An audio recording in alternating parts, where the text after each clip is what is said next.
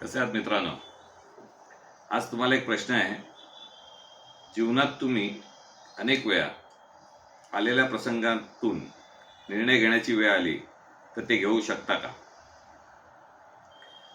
मला वाटतं अनेक वेळा अनेक जण निर्णय घेण्यात अपयशी ठरतात आणि निर्णय न घेणं हे अपयशाचं मूळ कारण असतं.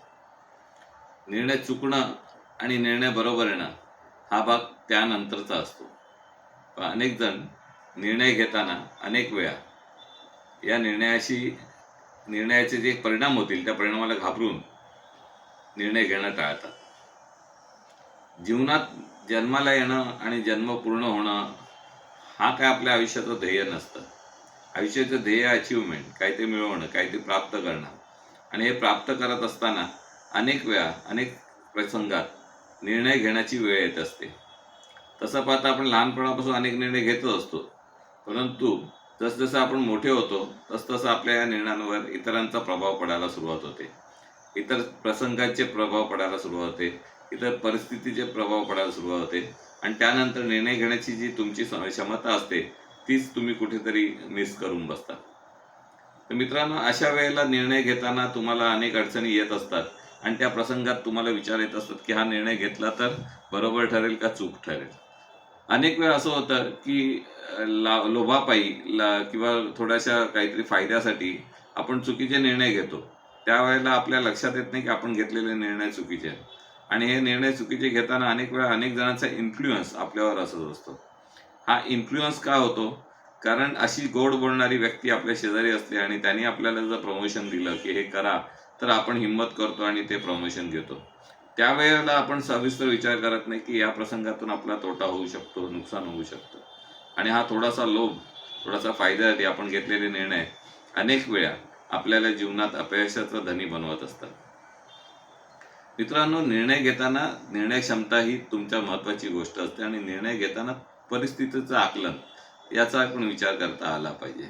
निर्णय कशाशी संदर्भात? जीवनाशी संबंधात आहे, आर्थिक बाबतीच्या संबंधित आहे, कर्जाच्या संबंधित आहे, लॉसच्या संबंधित आहे, फायद्याच्या संबंधित आहे. अशा प्रकारे निर्णय घेताना या गोष्टींचा सरासर विचार करता आला पाहिजे. अनेक वेळा मित्रांशी बोललं पाहिजे, अनेक आपल्या हुशार मित्रांशी, तज्ज्ञ मित्रांशी संपर्क साधला पाहिजे आणि आपल्याला येणाऱ्या अडचणींच्या प्रसंगातून आपण मार्गदर्शन घेतलं पाहिजे. उदाहरणार्थ, जेव्हा आपल्याला कायद्याच्या कक्षेत काम करायचं असतं आणि आपल्याला कायदेशीर संदर्भात निर्णय घ्यायचा असतो, तेव्हा आपण कोणाकडे जातो? तर वकिलाकडे जातो. जेव्हा आपल्या तब्येतीची तक्रार असते तेव्हा आपण कोणाकडे जातो? डॉक्टरकडे जातो.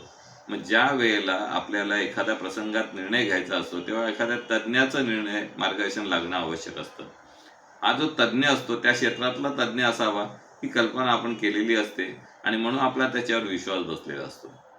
जीवनाच्या अनेक निर्णयात अशा तज्ज्ञांची गरज तुम्हाला वारंवार पडत असते, पण काही निर्णय घेताना तुम्ही तज्ज्ञांकडे जात नाही.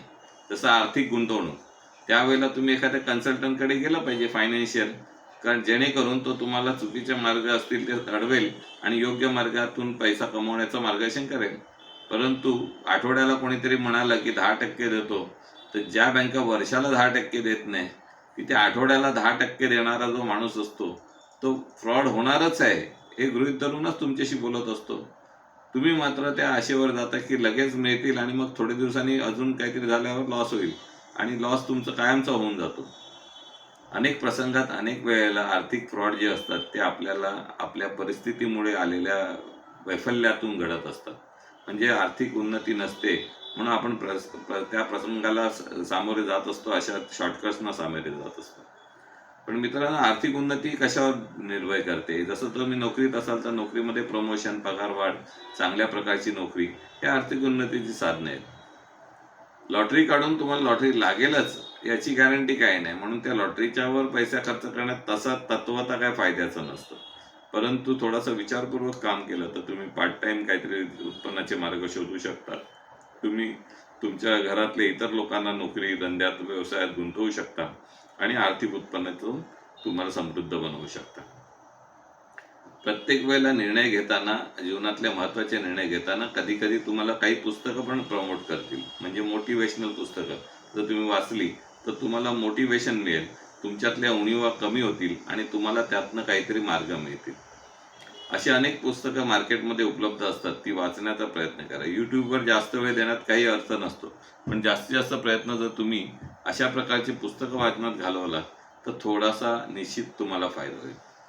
तुमच्या इतर मित्रांमध्ये जसे तुम्ही वेळप्रसंगी जाता, वेळ घालवण्यासाठी जाता, तसं काही तज्ज्ञांचे मार्गदर्शन कोर्सेस असतात, ते करण्याचा तुम्ही प्रयत्न करा.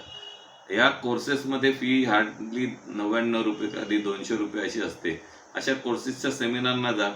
त्यांच्याकडे पुढे कोर्स करायचा की नाही हा निर्णय तुम्ही प्रलंबित ठेवा, हरकत नाही. तो निर्णय तुम्ही कदाचित घेऊच नका. परंतु त्यांच्या सेमिनार्समध्ये जाऊन तुम्ही काही गोष्टी ऐका, ज्या तुम्हाला मार्ग दाखवतील, जे तुमचे प्रश्न असतील त्याच्यावर तुम्हाला तज्ज्ञ मार्गदर्शन करतील.